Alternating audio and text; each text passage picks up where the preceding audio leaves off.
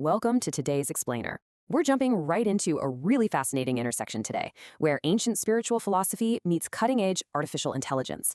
We're going to look at how age-old concepts of selfless action are quite literally being coded into modern tech to drive global health equity.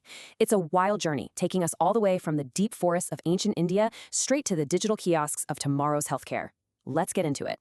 So, why do we do what we do? If you really think about human motivation, what is it that actually drives us to create, to innovate, or to share what we know? Is it just the pursuit of some prestigious award, the fame, the wealth? Or is there a deeper, much more profound calling that compels certain people to dedicate their entire lives to cleansing the world of its disparities? Keep that thought in the back of your mind, because it's absolutely the beating heart of what we're looking at today. Here's our roadmap for this explainer. First, we've got the hidden drivers of action, followed by the ancient foundations of selflessness, and working for the world. Then we'll hit the modern healthcare crisis, look at technology for global equity, and wrap up with the ultimate goal. All right, Section 1, the hidden drivers of action. Based on the writings of David R. Hawkins, we can see this really stark division in human motivation. On one hand, you have the realm of force. This is totally driven by ego, right? It's about chasing traditional recognition, wanting to be hailed as a genius, maybe becoming a Nobel laureate, or just hoarding immense wealth. But on the flip side is the realm of power. This one is driven by excellence and selfless service. It's that profound realization that true greatness actually comes from an attainment of the spirit. It's about offering your knowledge completely freely, without demanding a medal or a fancy title in return. Moving on to Section 2, Ancient Foundations of Selflessness. Now, to really get this, we have to talk about Dharma. And Dharma isn't just some rigid set of rules or religious dogma. It's essentially the fundamental law of being. But here's the kicker. You don't acquire this knowledge by blindly following so-called spiritual leaders or gurus. And you definitely don't get it by just forcing quotes from religious texts. Instead, just like the ancient rishis, you have to be an independent thinker. You learn by observing, interacting, and truly living in nature. From there, you execute your unique duty based entirely on your own consciousness. When you think about it, every great saint or thinker was ultimately just an independent interpreter of their own lived reality. And that brings us to a concept called nishkama karma, which is essentially the ultimate motivation of desireless action. Basically, it means you pour your absolute excellence into your work, but, and this is the hard part, you completely renounce your attachment to any of the rewards. It's the act of sharing your knowledge freely to cleanse the world and reduce disparities, while flat out refusing to trade that knowledge for honors, titles, or financial gain.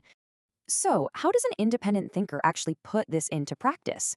Well, by observing and interacting with nature, it boils down to a few specific steps. First, you have to identify your specific task on this earth. Second, you cultivate total detachment from the results. It doesn't matter if society praises you or completely ignores you. And third, you serve purely for the sake of the service itself. You aren't out there quoting ancient texts trying to force people to believe you. You're just offering your understanding, totally free of charge, to anyone who seeks it. Next up is Section 3, Working for the World. All of this leads us to lokasamgraha. This is a concept that teaches us we really can't live selfishly, because, quite simply, everything is systematically interdependent. True contribution means taking a holistic view. It's about taking actions that actually create cooperative systems, reduce suffering, and help restore peace and balance to what is often a very fragmented world. It's this profound understanding that the welfare of the individual is completely inseparable from the welfare of the whole. It's pretty amazing to see how these ancient Vedic concepts map so seamlessly onto our modern ideas of corporate social responsibility and sustainable development. It really shows that taking care of your community, ensuring quality, and acting ethically, these aren't just trendy new corporate buzzwords, they're timeless cosmic duties. The big takeaway here is that success shouldn't be measured by extraction, but rather by what we actually distribute back to society. Which brings us to Section 4, the modern healthcare crisis. If we look at the current global healthcare system, it largely runs on this brutal extraction model. And that creates massive disparities in health, wealth, and even just basic human happiness. Right now, it's a highly reactive system. It essentially waits until people are absolutely terrified before offering any help, which creates this intense doctor-centered dependency. What we desperately need instead is a shift to a circulation system. Imagine a model where knowledge and care just flow freely back into the community, helping to reduce medical errors, chronic diseases, and all that unnecessary panic. And that leads right into Section 5. Technology for global equity. So this is exactly where Dr. Maya AI and the Prema kiosks come into play. This system was actually created by someone who directly observed the immense suffering caused by that extraction economy we just talked about and decided they needed to share their medical knowledge freely. It is literally a technological embodiment of that desireless action.